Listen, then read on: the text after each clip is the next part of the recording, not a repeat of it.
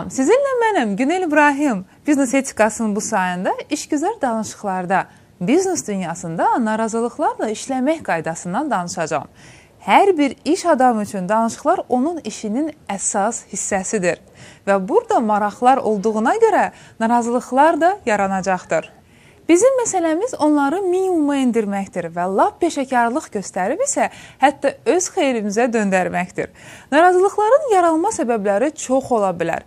Bu, ya sizin pozisiyanızın qeyri-müəyyənliyi, ya qarşı tərəfin daxili şübhələri, ya da xüsusi taktika ola bilər. Narazılıqlar suallar, tələblər, bilik nümayişi və zəifliyi özündə cəmləşdirir.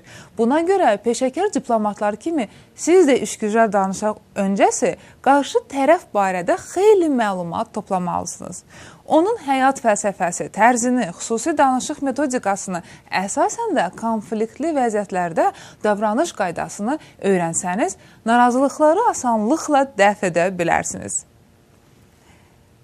İnsana nəyisə isbat etməyə çalışanda narazılıqlar yaranır. Təklifinizdə əmin olmayan insan sizə yox deyəcək. Qayda 1. İsbat etmək, təzyiq etmək olmaz. Qarşı tərəf danışığınızda kifayət qədər arqument eşitsə, özü siz istədiyiniz qərara gələcək.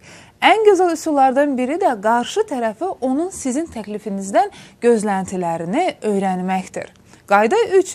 Sakrat üsulu, bəli, texnikası və bu texnika asan və məşhurdur. Həll edici suala verməmişdən öncə siz öncədən hə cavabı alacaq qısa 2 sual verirsiniz. Hesab edilir ki, 2 dəfə ard-arda siz hə deyən insan 3-cüsünə də hə deyəcəkdir. Narazılıqları önləmək üçün sizin pozisiyanızda olan problemi ilk desəniz məsləhətdir. Məsələn, əgər sizin təklif etdiyiniz məhsul 45 gün ərzində gəlirsə və bu gec hesab edilirsə, bu məlumatın ən xeyirli şəkildə təqdim edin. Deyə bilərsiniz ki, sizə təqdim etdiyimiz məhsulun keyfiyyətli və salamatlı təhvili üçün bu müddət mütləq zəruridir. Əsas qaydalardan biri də qəliz sualı sonda müzakirə etmək lazımdır. Çünki xırda və asan məqamlarda artıq danışıqlar baş tutubsa, son məqamda yox demək artıq maraqlı olmayacaqdır. Narazılıqlar davam edirsə, siz mütləq reaksiyasının səbəbini araşdırmalısınız. Bu anda sizə intuisiya da kömək etməlidir. Partnyorunuzu diqqətlə müşahidə edin. Müxtəlif stereotipli yox demək qaydaları var. Mən bu barədə düşünməliyəm, biz sizə zəng edəcəyik və s. Bu, əsasən müzakirəni bitirmək istəyəndə deyirlər.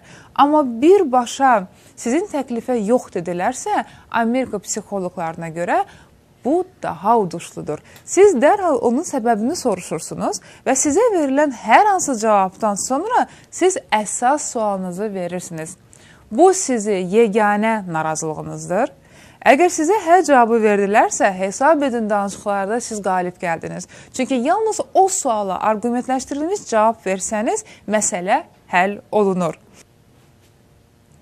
Narazılıqlarla işləyəndə effektiv taktikaların biri də düşünürsünüz, düşünürdüm, anladım taktikasıdır.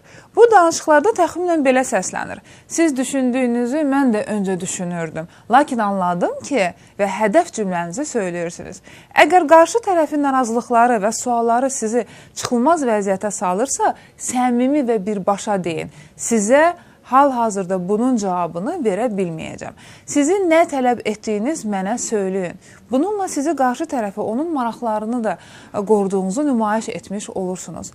Danışıqlar barədə hələlik bu qədər. Onu da unutmayın ki, məqsədiniz manipulyasiya deyil, iki tərəfli, xeyirli əməkdaşlığa imza atmaqdır. Gülərüz və səmimi olun. Narazılığı bəzən xoş təbəssüm bir anda yox edə bilir. Gazzelli'nin təklif etdiyi yeni buta kosmetik seriyası sizləri bərpa edici xüsusiyyəti ilə valeh edəcəkdir. Azərbaycanımızın təbiətindən bəhrələnən gözəl buta seriyası sizləri daha da cazibədar və baxımlı, təravətli edəcək. Nar, heyva, tərxun, reyhan və sair meyvə ekstraktları ilə zəngin Gazzelli'nin buta seriyası bərpa edici və qoruyucu təsirə malikdir. Siz də milli təbiətimizdən gələn gözəllikdən faydalanın.